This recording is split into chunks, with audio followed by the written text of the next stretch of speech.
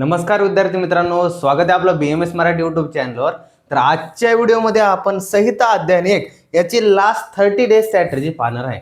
ज्या विद्यार्थ्याचा काहीच अभ्यास झालेला नाहीये किंवा ज्या विद्यार्थ्यांचा काहीतरी 10%, 20%, 30% या प्रमाणात अभ्यास झालाय, तर त्या विद्यार्थ्याकरिता आजचा व्हिडिओ खूप हेल्पफुल ठरणार आहे। कारण की का, तर या 30 दिवसांमध्ये तुम्ही कशा प्रकारे हा संहिता अध्ययन 1 पूर्ण आपला BMS फर्स्ट इयरचा सब्जेक्ट कशा प्रकारे अभ्यास करून या 30 दिवसांमध्ये तुम्ही पूर्ण हा काय करू शकतात की डे वाईज म्हणजे किती चॅप्टर कंप्लीट करून तुम्ही पूर्ण हा सब्जेक्ट मध्ये पास होऊ शकतात। म्हणजे आता बघूया आपण कशा प्रकारे आपल्याला डे वाईज स्ट्रॅटेजी पाहूया, आपल्याला कशा प्रकारे अभ्यास करायचा आहे। आता बघा, लास्ट 30 डे म्हणजे तुम्हाला काय करायचं आहे, मागच्या व्हिडिओमध्ये आपण एनाटॉमीचा लास्ट 30 डे स्ट्रॅटेजी पाहिली। ज्या विद्यार्थ्यांनी तो व्हिडिओ पाहिला नसेल त्यांनी सुरुवातीला तो पण व्हिडिओ बघून घ्या। तुम्हाला 30 दिवसांमध्ये शेवटला कोणत्या चॅप्टरला किती दिवसात अभ्यास करायचा आहे, जेणेकरून तुमचा 30 दिवसांमध्ये पूर्ण सिलेबस कंप्लीट होऊन शेवटचे उरलेले जे 7-8 दिवस असतील त्यामध्ये तुमचा चांगला यामध्ये अभ्यास होईल। समजलं ना, म्हणजे रिव्हिजन होईल। आता बघूया, आपल्याला आजची तारीख आपण धरून चालूया। आज तारीख किती, 9, आपल्याकडे तारीख आहे 9 फेब्रुवारी 2026। तर आज तुमची धरून चालू आहे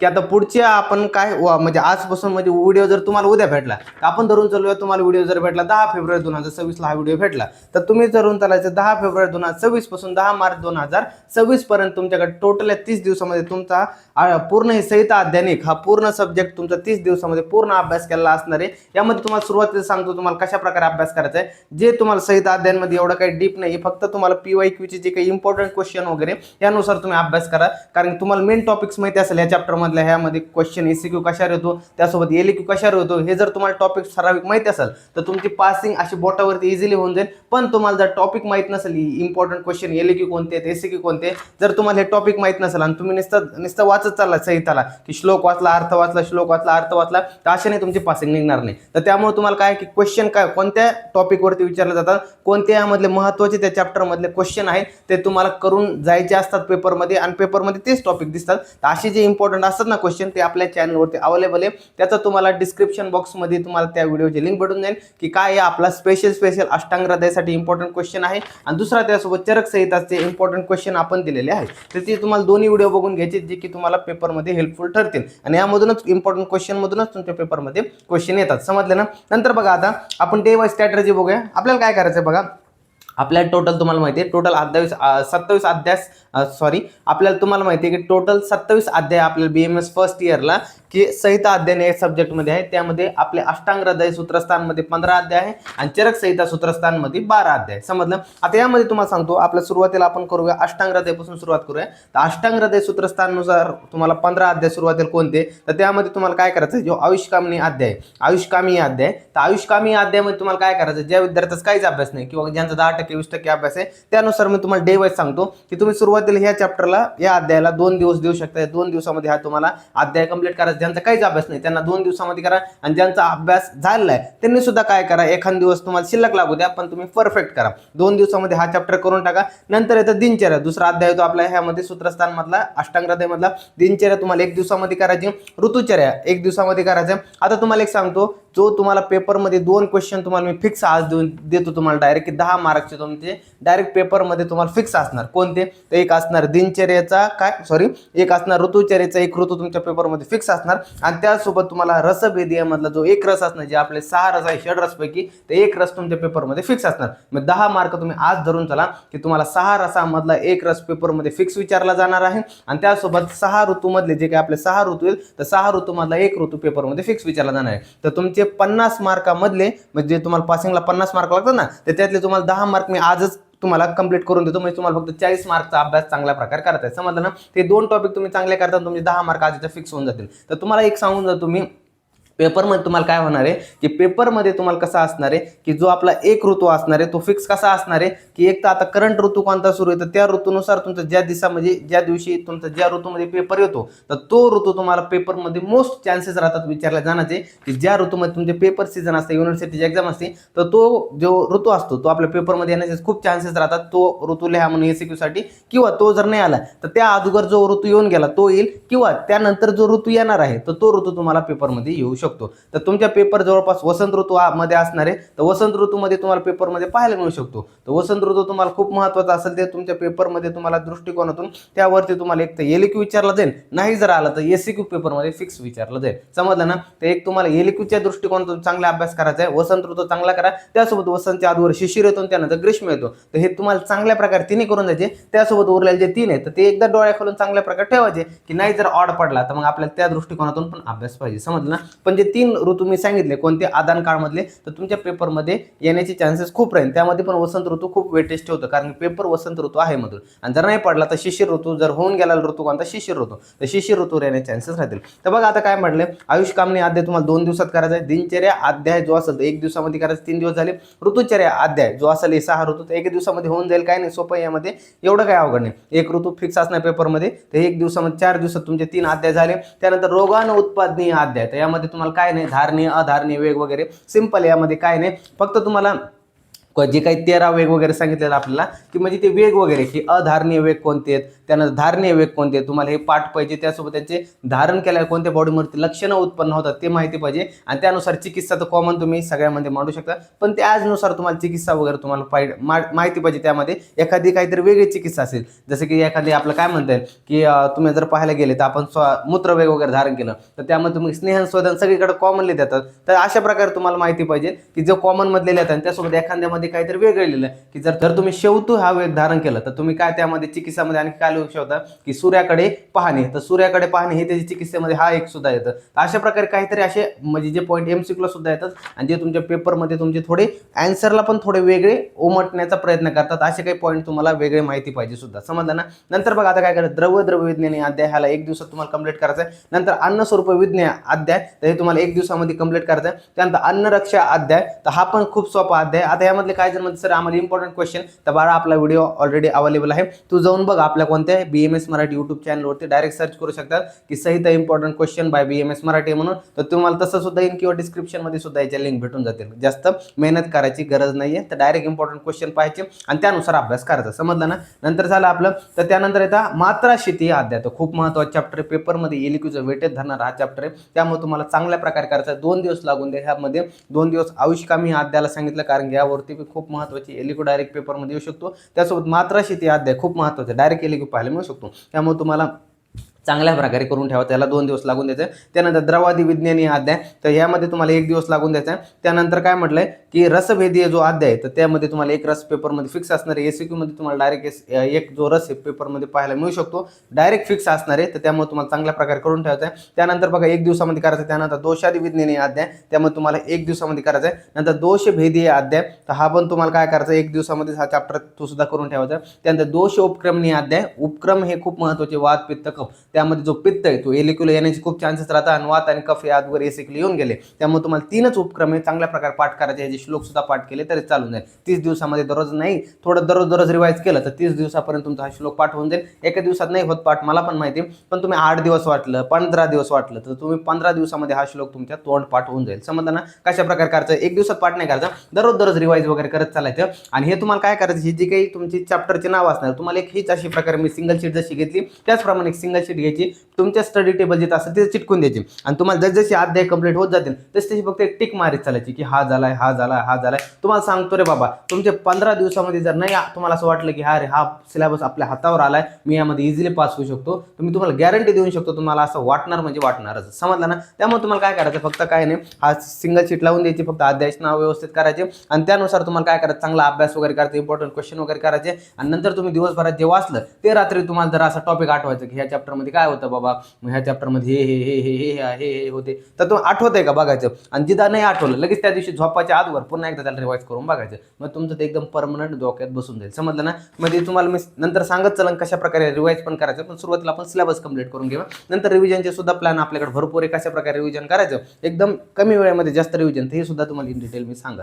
आता बघा, दोष उपक्रमणी झालं 1 दिवसात. त्यानंतर द्वैध उपक्रमणी वगैरे, तर हे अध्याय तुम्हाला करायचं आहे. तर यामध्ये तुम्हाला 1 दिवसामध्ये हा अध्याय करायचा आहे. शेवटचा जो 15वा अध्याय असणार आहे काय, शोधनादी घनसंग्रह अध्याय, त्यावरती पेपरमध्ये काही एससीक्यू वगैरे पाहायला मिळत नाही, आले तर एमसीक्यू वगैरे पाहायला मिळतात, त्यामुळे ह्या चॅप्टरमध्ये काही इम्पॉर्टंट क्वेश्चन वगैरे पण आपल्याला पाहायला मिळत नाही. तर त्यानुसार फक्त तुम्हाला 14 अध्याय तुम्हाला जवळपास किती 16 दिवस लागणार आहे. 16 दिवस तुम्हाला काय करायचे, चांगल्या प्रकारे अभ्यास करायचा आहे. 16 दिवसामध्ये तुमचं अष्टांग हृदय पूर्ण होईल. जवळपास तुम्हाला सांगतो पेपरमध्ये कसं असतं, संहिता अध्यायांच्या पेपरमध्ये पाहायला गेलं तर 50-50 मध्ये वेटेज ठेवलेलं असतं. 50 म्हणजे आपलं 50 मार्कचं वेटेज असणार आहे, तर ते आपल्याला वेटेज पाहायला मिळतं काय, अष्टांग हृदय सूत्रस्थान करिता. आणि जे 50 मार्कचं वेटेज असणार आहे ते चरक संहिता सूत्रस्थान करिता आपल्याला संहिता अध्ययन पेपर 1 मध्ये आपल्याला पाहायला मिळतं. म्हणजे 50 मार्काचं जे वेटेज असणार आहे ते कुठं असणार, आपल्या अष्टांग हृदय. जर अष्टांग हृदयाचे आपले 15 म्हणतात त्यातले 14च अध्याय तुम्हाला चांगल्या प्रकारे अभ्यास करायचे. तर 14 अध्याय जर तुम्ही चांगले अभ्यास केले तर तुमची इथं 50 मार्क कव्हर होतात. 50 पैकी आपण चांगल्या प्रकारे धरून चालले, तुम्हाला जर चांगल्या यामध्ये अभ्यास झाला तर इझिली तुमचे 40-35 मार्क कुठेही जात नाही. समजलं ना.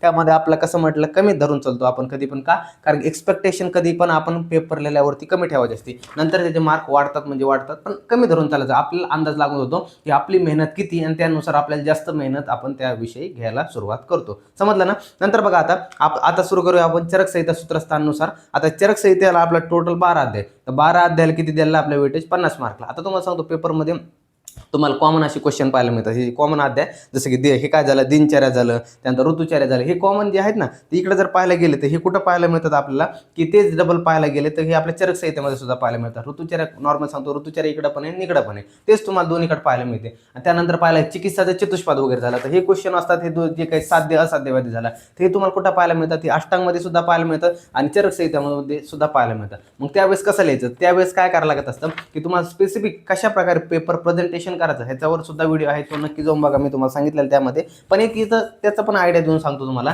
की काय करायचं. पेपरमध्ये क्वेश्चन तुम्ही सुरुवात केली लिहायला, तर तुम्ही कोणानुसार लिहितात हे सुरुवातीला स्टार्टिंगलाच मेन्शन करायचं. का बरं असं म्हणतोय मी, की पुढच्या पेपर जो चेकर असतो त्याला एक आयडिया लागून जातो, की हा विद्यार्थी नेमका मांडायला लागलाय तरी कोणानुसार, म्हणजे कोणत्या आचार्यानुसार याचं मत मांडू लागला. आता तुम्हाला सांगतो पेपरमध्ये तुम्हाला एक तर काय आला, जर आला वसंत ऋतू, तर वसंत ऋतू तुम्ही पेपरमध्ये कसं मांडतात, तर तुम्हाला मांडायचं एक तुम्हाला ट्रिक सांगतो मी, कशानुसार मांडायचं तुमच्या यामध्ये जास्त मार्क गेन होते. पेपरमध्ये तुम्हाला काय होईल, तुम्ही ह्यानुसार फॉर्मॅटमध्ये लिहिताल तर 1-2 मार्क प्रत्येक क्वेश्चनमध्ये तुमचे वाढतील, म्हणजे वाढतील.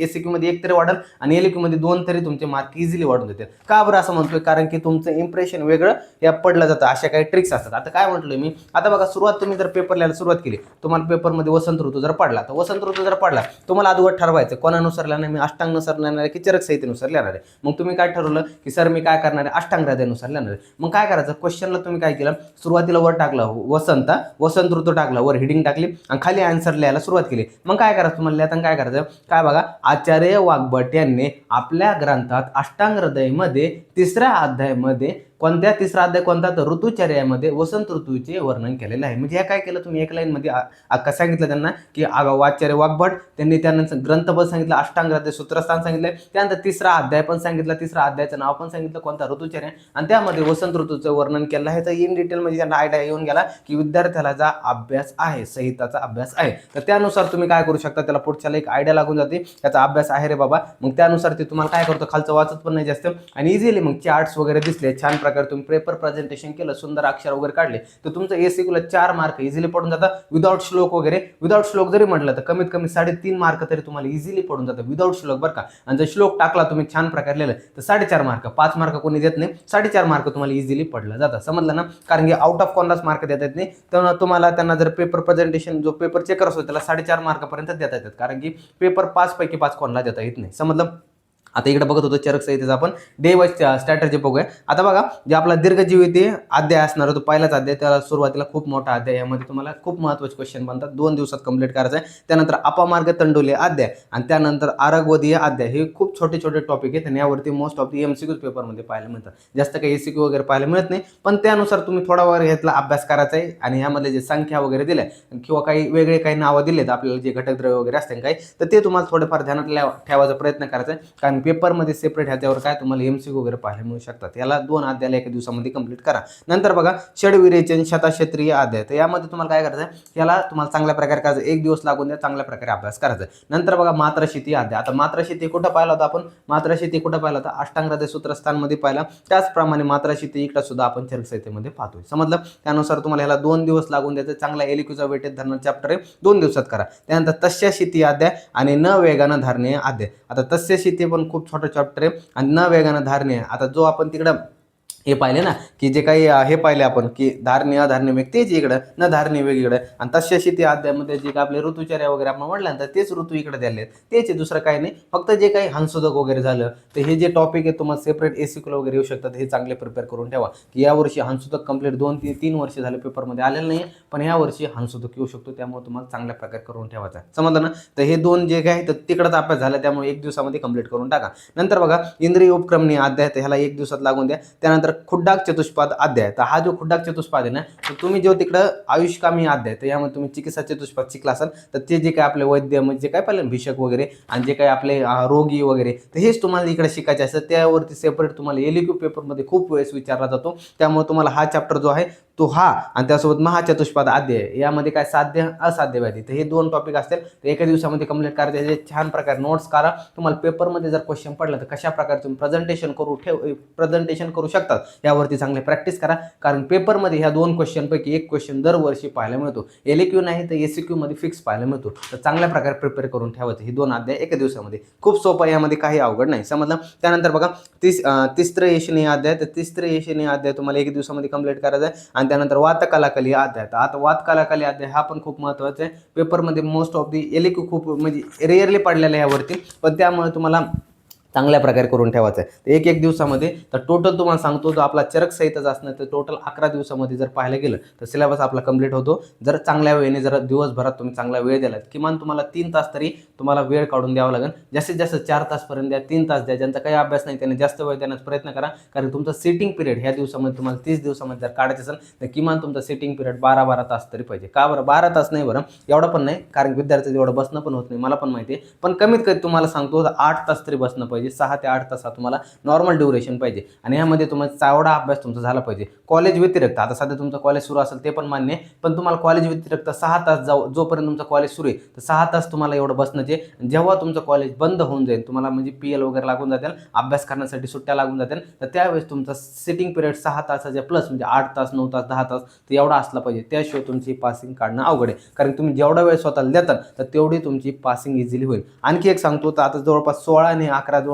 27 दिवस लागतात यामध्ये टोटल. मी असे पॅटर्ननुसार अभ्यास केला, तर आता हा माझा पॅटर्न बरं मी सांगायचं, पण प्रत्येक विद्यार्थ्याला हा जमतं का, तर नाही. मग तुम्ही काय करू शकता, यामध्ये कमी जास्त 1-2 दिवस, आता काही विद्यार्थ्याला काही अध्याय थोडे अवघड जातात तर तिचं 2 दिवस ते 3 दिवस लागून द्या, काही 1 दिवस 2 दिवस लागून द्या, पण जास्तीत जास्त 30 दिवसाची वर जाऊन द्यायचं का आपल्याला, तर नाही. जे अध्याय तुम्हाला माहिती आहे, हा अध्याय मी अगोदर ऑलरेडी कंप्लीट केला आहे, तर त्याला मी कमी दिवसात करू शकतो, एका दिवसामध्ये 3 करू शकतो. जे अध्याय सोपे जे अध्याय खूप मोठा आहे बाबा सर खूप अवघड जाते, त्याला 2 दिवस लागून द्या, पण आपल्याला कंप्लीट करायचं आहे. कुठेही गिव्ह अप करायचं नाही, काय करायचं नाही, टेन्शन वगैरे घ्यायचं नाही, एकदम रिलॅक्स माइंडमध्ये. इंपॉर्टंट क्वेश्चन पाहिजे अगोदर सुरुवातीला या चॅप्टरमध्ये काय विचारलं जातं, आणि त्यानुसार अभ्यास करायचा. अगोदर सुरुवातीला इंपॉर्टंट क्वेश्चन तुम्हाला परफेक्ट आले पाहिजे, आणि त्यानुसार 1-2दा तुम्हाला काय करायचं, ह्या चॅप्टरची ओव्हरऑल रीडिंग वगैरे करायची. नाही जर नोट्स वगैरे निघल्या तर पेपरमध्ये काय म्हणते बुक्समध्ये हायलाईट तरी करा, पण तुम्हाला सेल्फ नोट्स असल्या गरजेचं आहे. किमान एकदा शॉर्टमध्ये स्वतःच्या नोट्स ठेवा, कारण की पेपरचा जो आपला मधला ड्युरेशनचा काळ असतो, जो 2 पेपरमधला आपल्याला अभ्यासाचा वेळेसाठी अभ्यासासाठी जो काळ असतो, त्यामध्ये तुम्हाला फक्त काय तुमच्या नोट्समध्ये तुम्ही रिव्हिजन करू शकतात. आता काही जणांची मेंटॅलिटी असते बरं का तशी, म्हणजे नोट्समधून लिहायची, काही जण बुक्समधून सुद्धा करता, पण स्वतःच्या नोट्स असेल तर तुम्हाला रिव्हिजन करायला खूप सोपी जाते. त्यानुसार तुम्ही स्वतःच्या आतपासून शॉर्टमध्ये नोट्स तरी काढण्याचा प्रयत्न करा. एकदम डिटेलमध्ये नाही म्हणत बरं, पूर्ण दिवसच घातला त्या अध्यायाला तसं नाही म्हणत मी, एकदम काय लिहिलं, समजा आमदोष लिहिलं तर आमदोषची काय, आम म्हणजे काय, आमाची व्याख्या लिहिली, त्यासोबत आमाचे प्रकार काय पडतात, त्यासोबत आमाची चिकित्सा वगैरे काय लिहू शकतो, आमाचे आपल्या बॉडीमध्ये लक्षण काय उत्पन्न करतो, त्या फॉर्मॅटमध्ये तुम्हाला अशा प्रकारे मांडण्याचा प्रयत्न करायचा आहे. म्हणजे एकदम शॉर्टमध्ये, आणि जास्त तुम्ही 1-2दा म्हणजे जर असं मांडलं, म्हणजे तुम्ही जर डोळ्या खालून गेले हे, तर तुम्हाला इझिली पेपरमध्ये आरामशीर लिहिता येतो. कारण तुम्ही जर तुमच्या नोट्स काढल्या असतात ना, तर तेच ॲज इट इज पेपरमध्ये आठवतात, म्हणजे आठवतात, शेवट आठवतात. तुम्हाला जरी वाटलं की सर आठवत नाही काय नाही, पेपरमध्ये बरोबर आठवतात. फक्त थोडे 1-2 वेळेस रिव्हिजन करायची गरज असते, आणि इझिली सगळा काय सिलेबस पेपरमध्ये आठवतो. फक्त यानुसार अभ्यास करा. शेवटचे 30 दिवसामध्ये चांगला अभ्यास होईल, आणि उर्वरित जे आपल्याला टाइम भेटणार आहे 7-8 दिवसवरची भेटणार आहे, त्यामध्ये आपण पुन्हा रिव्हिजन वगैरे सांगेन मी तुम्हाला, स्ट्रॅटेजी प्लॅन सांगा कशा प्रकारे अभ्यास करायचं, काय नाही. फक्त गिव्ह अप करायचं नाही आहे, काय नाही. आपल्याला आणखी खूप मोठं यश गाठायचं आहे, आपल्याला जवळपास आणखी महिना जाणार नाही, त्यामुळे टेन्शन घेऊ नका, काय नका. तुम्ही जर वाटत असेल तुमचे बाकीचे विद्यार्थ्याचा खूप अभ्यास झाला, तुमचा काहीच अभ्यास नाही, असं काही नसतं. तुम्ही आतापासून जरी अभ्यास केला तर तुम्ही त्या विद्यार्थ्यांच्या बरोबरी लिहू शकता, इझिली तुमची पासिंग होऊ शकते. त्यामुळे टेन्शन करू नका. हा माणूस सांगतोय ना, तर काही अनुभवाने सांगत असेल, मला जे माहिती आहे तर मी तुम्हाला इझिली सांगतो, त्यामुळे तुम्हाला ह्या दिवसामध्ये इझिली पासिंग होते. मी असेच भरपूर विद्यार्थी पाहिले ज्यांनी शेवट शेवटच्या 8 दिवसामध्ये 15 दिवसामध्ये हा विषयांना इझिली पासिंग केलं.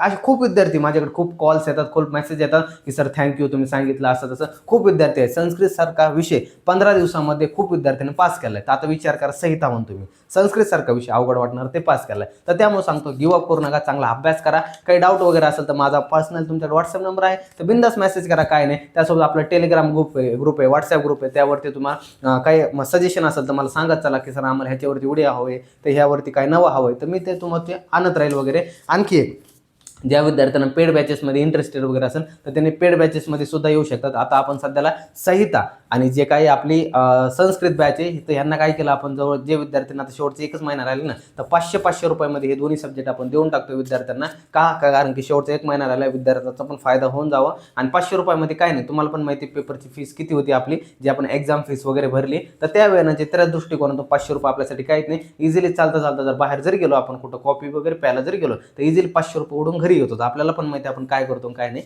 तर त्यानुसार जर इच्छा असेल तर येऊ शकता, नसेल वगैरे इच्छा तसं काही नाही, कोणाला बळजबरी नाही. पण एक आहे, सगळ्यांना चांगला अभ्यास करा. तळमळ आहे तुमची, माझी आणि तुमच्या घरच्यांची. किमान आपल्या घरच्याचं तरी तोंड पाहून अभ्यास करायला सुरुवात करा. कारण की रिलॅक्समध्ये राहताल की हा मित्र माझ्यासोबत आहे, हा माझी मैत्रिणीसोबत आहे. बाळा शेवटी कोणी येत नसतं बरं का. जर नापास जर झाला तर शेवटी ती पण येणार नाही, तो पण येणार नाही. त्यामुळे ध्यानात ठेव बरं. तर सांगण्याचं काम माझं आहे, कारण की मी जे पाहिले ते तुला काही माहीत नाही. अनुभवाचे बोल सांगून ठेवतो. त्यामुळे भेटूया पुढच्या व्हिडिओमध्ये. तोपर्यंत धन्यवाद.